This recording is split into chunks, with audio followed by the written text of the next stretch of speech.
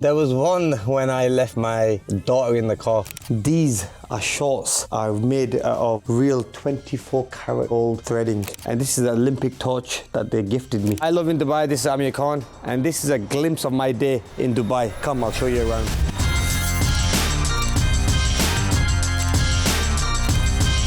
I'm getting some work done in the house, but I've kept my own room, my man cave, okay for us to go walk into. So as you know, the wife likes to always decorate the house and do everything, but this is the room I decorated myself, believe it or not. I got this built myself because I needed a television, my PlayStation, surround sound. My friends can come in and out. So I'm always here till really late hours in the morning. Me and my friends hang out. It's like a little majlis. If they want to eat something, they come around and they eat on the dinner table. We order food in, we do literally everything. And sometimes if they get lucky, they get to read Amir Khan book, my autobiography. So if you look here, this is one of my, I've kept this in the front room. So when anyone comes here, they always see, obviously I'm British.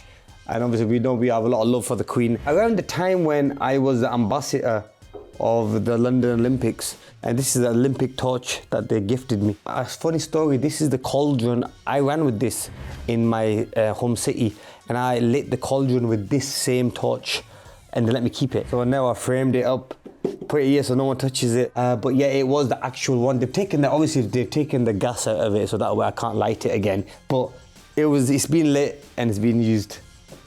So now I'm gonna go and show you the belt collection I've got. My world titles, the Olympic medal. So come, follow me.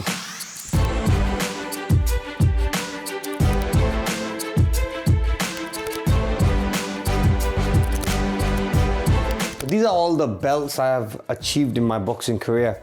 So you've got the world title belts from the WBA, World Boxing Association, the World Boxing Council, Commonwealth title, you've got the World Boxing Organization title, the International Boxing Federation title.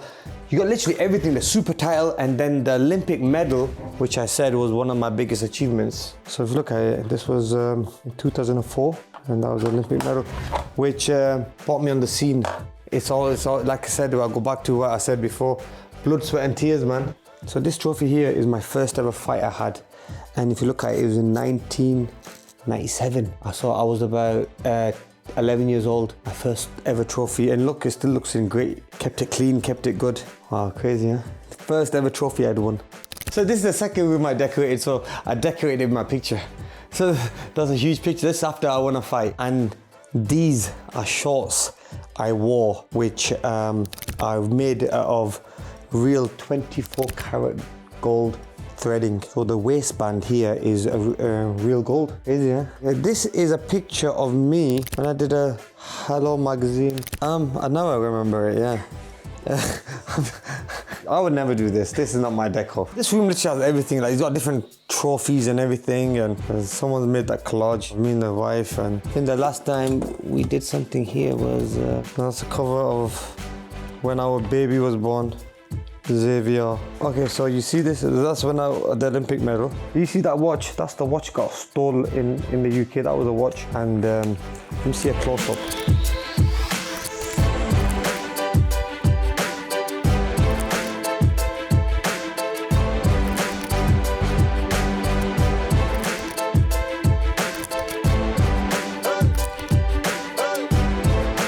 What's a family tradition that you follow since moving to Dubai? Family tradition that we follow still since we moved to Dubai is we eat together. 1, 2 o'clock we have to be in bed sleeping. It's a bit late, but yeah, it's the same thing I used to do in the UK.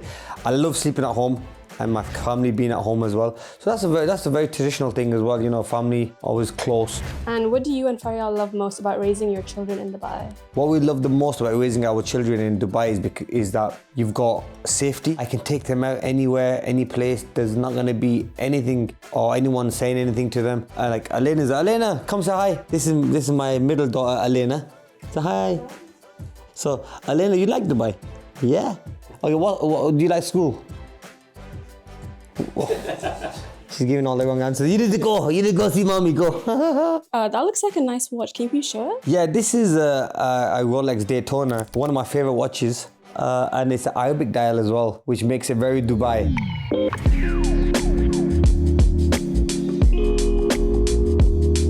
Hey bro, how's it going? Hop in.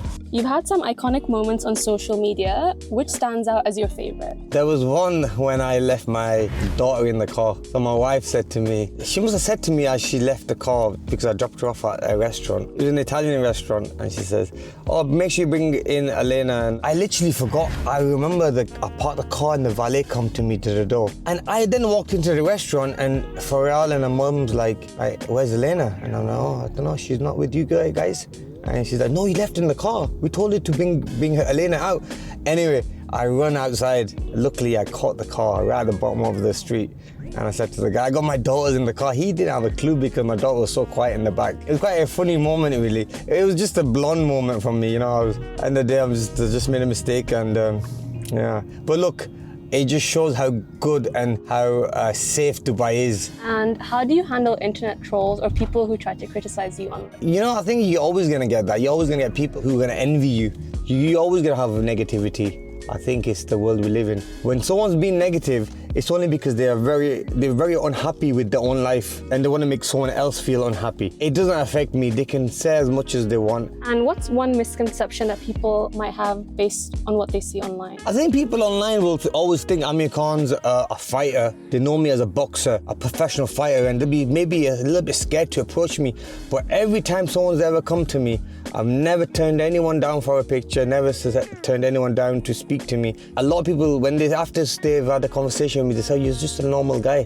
And I'm like, "Yeah, I'm just like you guys." It's just nice to see, like, when people realize that you're just simple and you're a normal person. I'm a very simple person, and I drive around everywhere on my own in Dubai. I meet and greet people. I go to normal restaurants and I end up meeting people. I'll have my food in my mouth and someone will come say hello, and I'll put my knife and fork down and I'll speak to them. I always want to be known as a people's champion.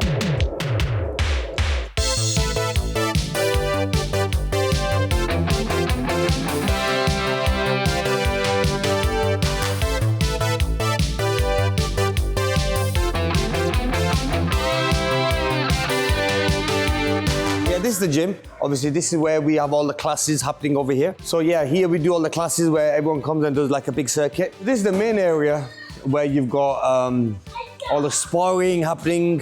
So once a week, we do like an open sparring session where anyone can come from different gyms. They can come to Box IQ and they can have a Box IQ in the Amir Khan Academy, and they do like a open sparring session. So they spar each other. It's like it's always blood, sweat and tears, but it's amazing. And I come around here, finally, I'll show you. To finish off a session, we always finish off with a cold bath. Ooh, that's cold. That's really cold, honestly. We have the sauna here, and then we finish off sometimes with a massage. So we got our own physio here as well. So we do all our physio work here. So if you get any injuries, after sparring sometimes when these guys are going crazy on each other, the man needs to get fixed in here.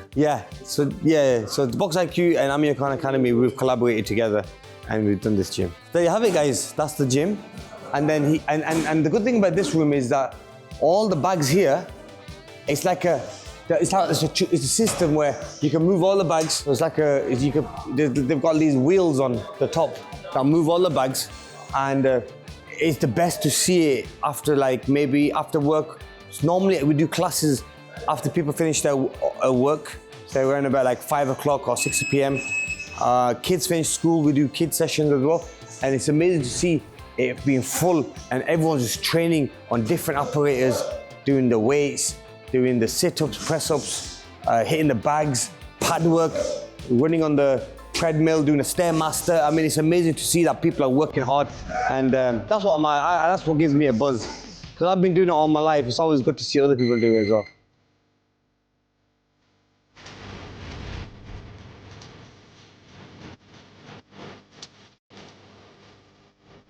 What's your story and how did it all begin? I started boxing at the age of 8. I was very hyperactive when I was young, and my dad probably didn't know what to do with me. I was misbehaving in school. I was always messing about with my cousins. So my dad thought he'd take me to a boxing club, which was around the corner from the house, if I would burn the energy in the right way. And I did. I mean, my whole attitude changed. I started to behave, and it taught me so much discipline. And what has been the proudest moment of your boxing career so far? My proudest moment in my boxing career has to be the Olympic Games at the age of 17. Amir Khan, no one knew who Amir Khan was then. It was just after the Olympic Games when I come back, I couldn't believe it. The airport was full of thousands of people that wanted to greet me. And they were asking me for autographs, and I was only 17. I'd never done an autograph in my life. That was a time where life changed.